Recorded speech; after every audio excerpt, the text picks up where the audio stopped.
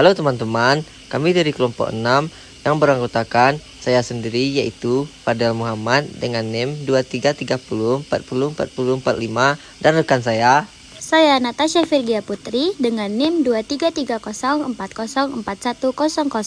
Saya Regita Cahyani Nabila dengan NIM 2330404126. Dan saya Wulan Ramadhani dengan NIM 2330404161. Kami akan menampilkan video pembelajaran tentang balance scorecard.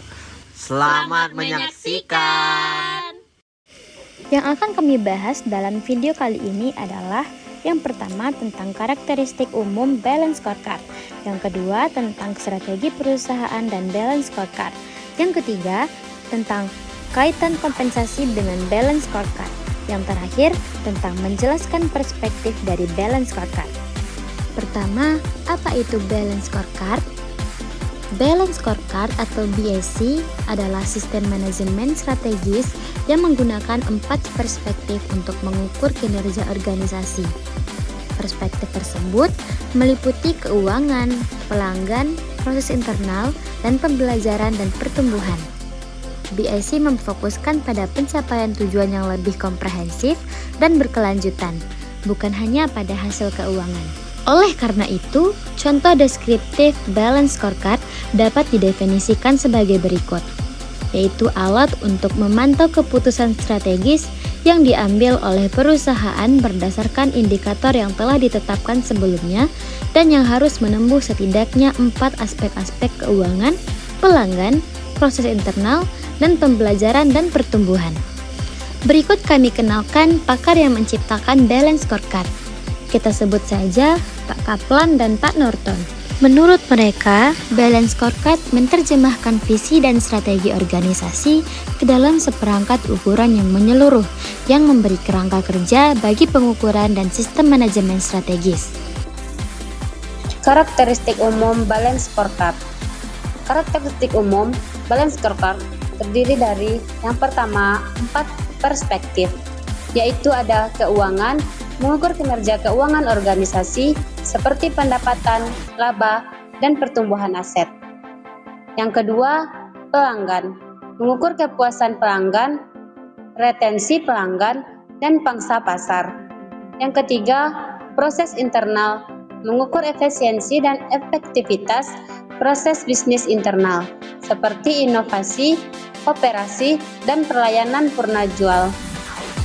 Yang keempat, pembelajaran dan pertumbuhan, mengukur kemampuan organisasi untuk terus belajar, berinovasi, dan beradaptasi dengan perubahan lingkungan. Yang kedua, fokus pada keseimbangan. BSC menentukan pada pengukuran kinerja yang seimbang antara perspektif keuangan dan non-keuangan. Yang ketiga, komprehensif. BSC memberikan pandangan yang komprehensif tentang kinerja organisasi, mencakup berbagai aspek penting. Ini membantu manajemen untuk memahami bagaimana berbagai faktor saling terkait dan memengaruhi kinerja keseluruhan. Yang keempat, adaptif, yaitu BSC bersifat adaptif dan responsif terhadap perubahan lingkungan bisnis. Organisasi dapat menyesuaikan indikator, kinerja, dan tujuan strategis sesuai dengan perubahan kebutuhan dan prioritas. Yang kelima, visualisasi, yaitu BSC sering menggunakan diagram atau peta strategi untuk memvisualisasikan hubungan antara tujuan strategis dan indikator kinerja. Hal ini membantu manajemen untuk mengkomunikasikan strategi dengan lebih efektif dan memastikan bahwa semua pihak memahami tujuan yang sama. Strategi perusahaan dan balance scorecard. Apa itu strategi perusahaan? Strategi perusahaan adalah rencana jangka panjang yang dirancang untuk mencapai tujuan dan sasaran organisasi. Apa saja komponennya? Yang pertama, analisis pasar, memahami kebutuhan dan preferensi pelanggan serta tren industri. Yang kedua, sumber daya, mengidentifikasi dan memanfaatkan sumber daya yang tersedia termasuk manusia, finansial, dan teknologi. Yang ketiga, kompetisi, menganalisis kekuatan dan kelemahan pesaing untuk menentukan posisi pasar yang optimal. Tujuan strategi perusahaan, Yang pertama, menciptakan keunggulan kompetitif. Selanjutnya, meningkatkan profitabilitas dan pertumbuhan. Ketiga, memastikan keberlanjutan jangka panjang. Balance Scorecard (BSC). Apa kaitan kompensasi dengan BSC? Kompensasi seperti gaji, bonus, insentif itu bisa diatur berdasarkan hasil dari Balance Scorecard.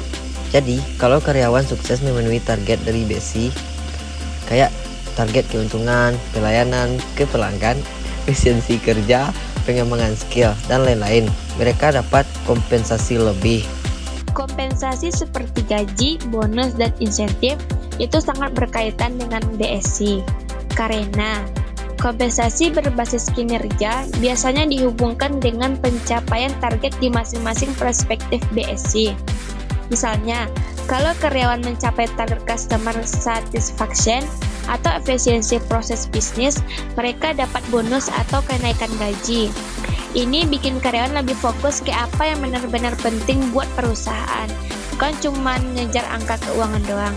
Jadi, BSC jadi acuan buat ngukur kinerja, sedangkan kompensasi jadi rewardnya.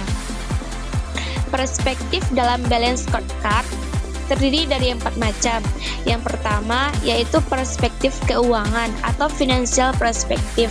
Perspektif ini berfokus pada pencapaian tujuan keuangan perusahaan seperti profitabilitas, pertumbuhan pendapatan, dan efisiensi biaya.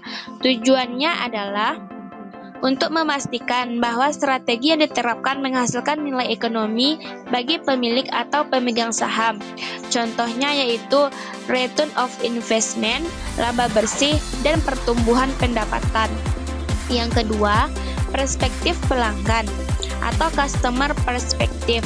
Perspektif ini menilai bagaimana perusahaan dipandang oleh pelanggan serta seberapa baik perusahaan memenuhi kebutuhan dan harapan pelanggan. Tujuannya adalah meningkatkan kepuasan dan loyalitas pelanggan sebagai dasar pertumbuhan bisnis yang berkelanjutan.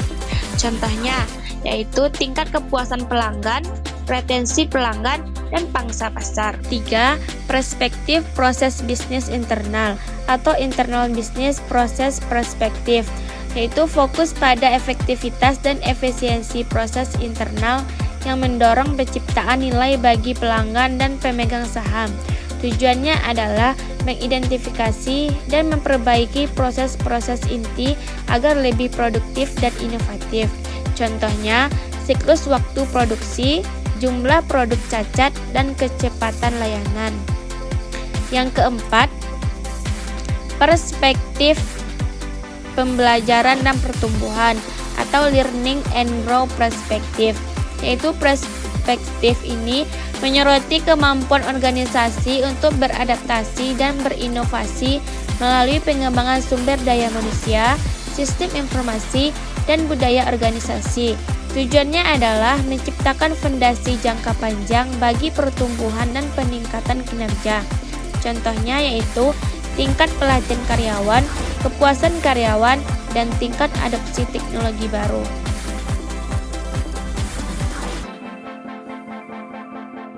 Sekian materi yang dapat kami sampaikan. Terima kasih.